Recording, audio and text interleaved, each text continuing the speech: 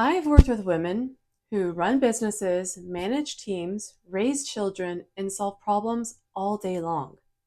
But a man taking 6 hours to reply to a text can completely derail their day. At work, maybe people see you as the capable one, the reliable one, the one who gets things done. At work, when a problem shows up, you solve it. When something feels uncertain, you gather more information. When something isn't moving, you take action. And those strategies have probably served you really well until dating. Because what if the problem isn't that you're too emotional? What if you're doing exactly what made you successful everywhere else in life? And that is the problem. Most high functioning women have spent their entire lives learning that effort creates results. Study harder, work harder, prepare more, push through. But relationships don't work that way. At work, uncertainty can be solved with action. But in relationships, uncertainty is solved with observation. By the end of this video, you'll understand why so many successful women struggle in relationships and what secure women do differently when uncertainty shows up. As an attachment coach, I've seen this pattern over and over again. Women who know exactly what's happening, women who've read the books, they've done the therapy, they understand psychology, and yet when they really, really like somebody, they still find themselves overthinking, overfunctioning, and trying to create that certainty. So let's talk about why competence can become a liability in relationships. The success formula. At work, effort usually creates results. If a project falls behind, you step in, you solve the problem, you make things happen. And over time, your brain starts to learn something. More effort equals better outcomes. The formula works. The problem is that we start bringing that formula into our relationships. And that's where things begin to break down. The uncertainty problem. One thing that really helped me to make sense of this was learning that research consistently links difficulty tolerating uncertainty with relationship anxiety, which makes perfect sense when you think about it. The problem isn't always the relationship. The problem is often what happens inside of us when we don't know. When we don't know how someone feels. When we don't know where things are going. When we don't know whether they're pulling away. When we don't know when or if they're going to text back. Because there comes a point where no amount of analyzing texts, replaying conversations, asking friends for advice, or trying to figure out what someone else is thinking can actually remove the uncertainty of it. And that's often where the struggle begins. A personal realization. Now, I remember realizing this in one of my own dating situations. I found myself doing all the work internally, trying to figure out what he was thinking, trying to predict where things were going, trying to decide whether I should text, or whether I should clarify, or whether I should explain, or whether I should ask another question. And then I noticed something. Every solution my brain was trying to come up with involved me doing something. Every option was an attempt to reduce uncertainty. And suddenly I stopped and I asked myself, what information am I actually missing here? The answer wasn't in another conversation. It wasn't hidden in another text message. It wasn't hidden in more analysis. The information I was actually missing was this. Was he going to show up? Would he initiate? Would he communicate? Would he make an effort? Would he move things forward? And that's when I realized something really important. Every time I stepped in to reduce uncertainty, I was actually preventing myself from getting the real answer. Because every time that I tried to fill the gap, I removed the opportunity to see what he would have done on his own. The gap is where information lives. Now, to be clear, I'm not talking about withholding effort. Healthy relationships require effort. They require communication. They require vulnerability. They require showing up. The question isn't whether you should do your part. The question is what happens when you start doing theirs. Because when you step into that space that belongs to the other person, when you initiate every conversation, solve every problem, carry every difficult discussion, or keep the relationship moving through your effort alone, you're losing information.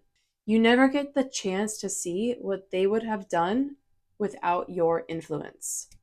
You don't get to see their initiative, their investment, their capacity, their consistency, their willingness to meet you halfway. And yes, uncertainty creates pressure, and that pressure is real. When you care about someone, every part of you wants to step in, to send that text, to start the conversation, to make the plan, to remove that uncertainty so you feel better.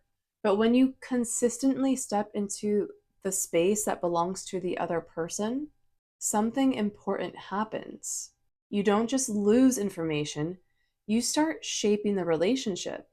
You're teaching the other person what participation looks like. You're teaching them how much effort is required from them.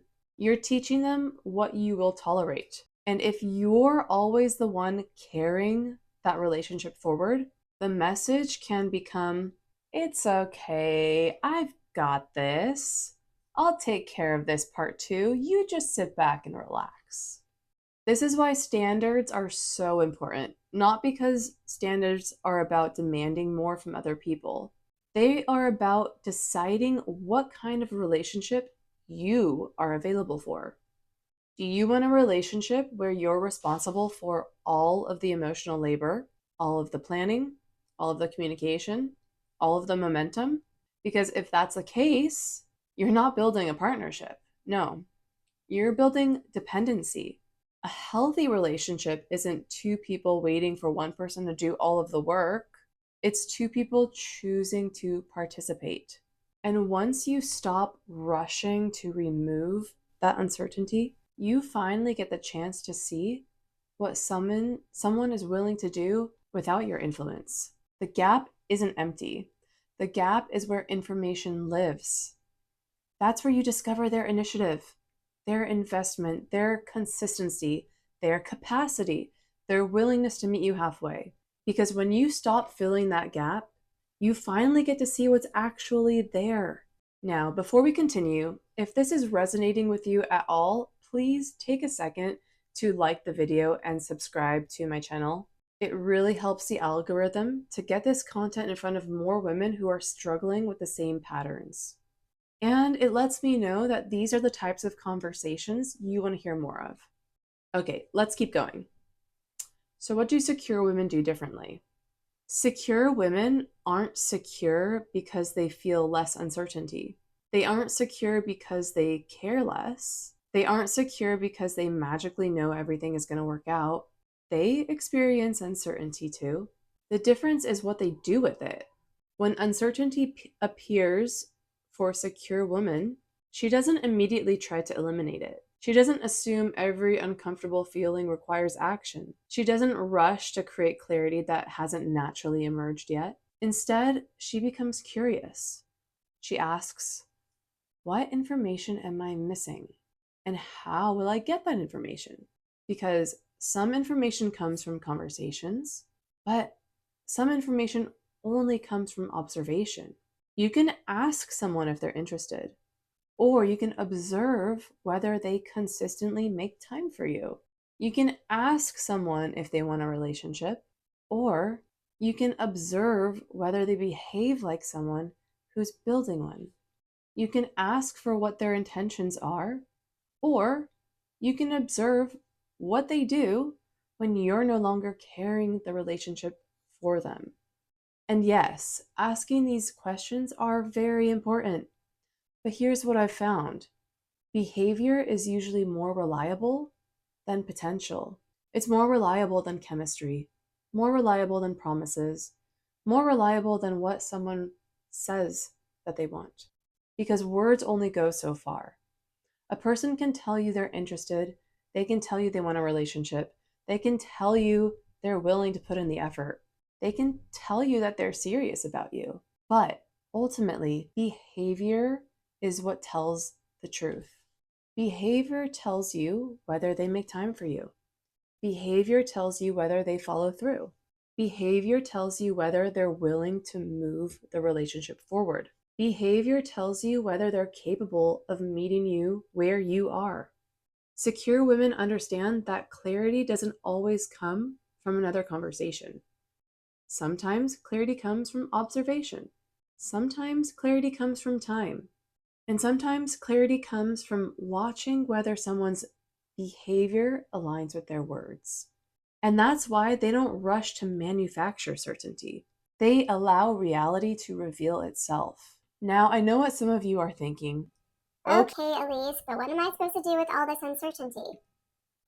That's a fair question.